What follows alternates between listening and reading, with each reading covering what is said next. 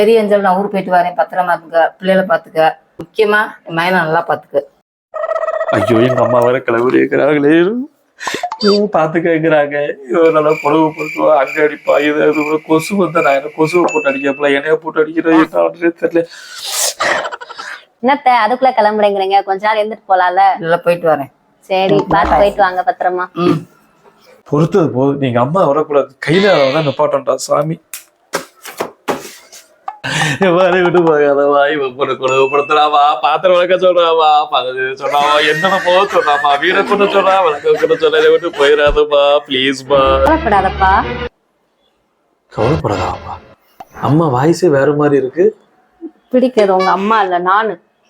அவங்க போய் 1/2 மணி நேரம் ஆச்சு. சோலி முடிச்சு.